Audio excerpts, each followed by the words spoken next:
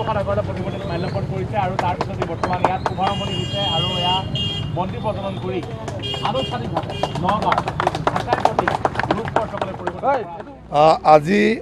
আমি সকলো নগাঁওবাসী ৰাইজৰ কাৰণে এটা আনন্দৰ বতৰা গৌৰৱৰ কথা যে এই ঢাকাই প্ৰতি চক আজিৰ পৰা ৰূপ কোঁৱৰ চক নামেৰে আমাৰ জনাজাত হ'ল পৰিচিত হ'ল আৰু সেইকাৰণে এই অঞ্চলত থকা আমাৰ যি ৰূপ কোঁৱৰ জ্যোতিপ্ৰসাদ আগৰৱালাদেৱৰ যি আৱক্ষয় মূৰ্তি আছিলে তাত আজি মাল্য প্ৰদান কৰা হ'ল তাত আজি আমাৰ বন্তি প্ৰজ্বলন কৰা হ'ল যদিও বতৰটো বেয়া দেখা পাইছে আপোনালোকে যে নগাঁৱৰ সমাজ জীৱনৰ লগত জড়িত আমাৰ কেইবাটাও অনুষ্ঠান কেইবাগৰাকীও ব্যক্তি আমাৰ মাজত আছে যথেষ্ট সংখ্যক আজি সমাগম হৈছে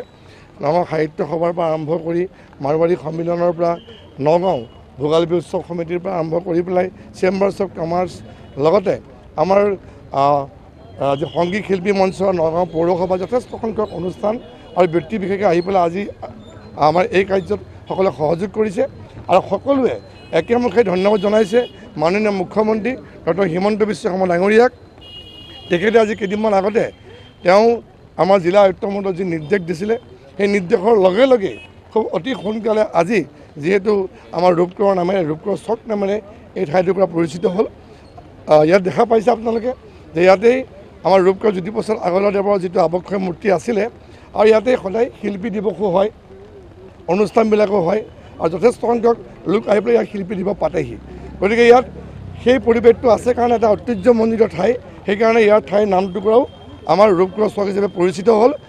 আপোনালোকক এইখিনি আমি জনাই থওঁ যে ইতিমধ্যে এই যিটো আমাৰ ৰূপ কোঁৱৰ জ্যোতিপ্ৰসাদ আগৰৱালাদেৱৰ যিটো আৱক্ষয় মূৰ্তি আমি সেই মূৰ্তি পূৰ্ণাংগ মূৰ্তি বনাবৰ কাৰণে আমি চেষ্টা কৰিছোঁ যে আমি আগন্তুক সময়ত আৱক্ষয় মূৰ্তিৰ ঠাইত যি পূৰ্ণাংগ মূৰ্তি এটি সুন্দৰ মূৰ্তি আমি ইয়াত স্থাপন কৰিম দ্বিতীয়তে এই ঠাইটুকুৰা যদি ব্যৱসায় আমাৰ ঠাই ইয়াত যাতে সকলো ফালৰ পৰা যাতে সুবিধা হয় ষ্ট্ৰীট লাইটৰ পৰা আৰম্ভ কৰি নলাৰ ব্যৱস্থা সুন্দৰ হয় পথৰ ব্যৱস্থা সুন্দৰ হয় অতি শীঘ্ৰে আমি তাৰো ব্যৱস্থা কৰিম যাতে তেখেতৰ নামৰ লগত মিলাকে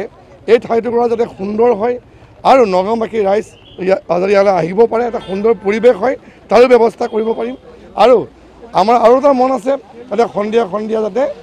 পাৰিলে যাতে জ্যোতিপ্ৰসাদৰ যাতে আমি গানো যাতে বজাব পাৰোঁ যাতে আমাৰ উঠি অহা প্ৰজন্মই যাতে শুনে বা শিকে ৰূপ কোঁৱৰৰ বিষয়ে তাৰ যাতে ব্যৱস্থা আমি আজি আমি কৰিব পাৰোঁ তাৰ কাৰণে আমি চিন্তা চৰ্চা আমি কৰিছোঁ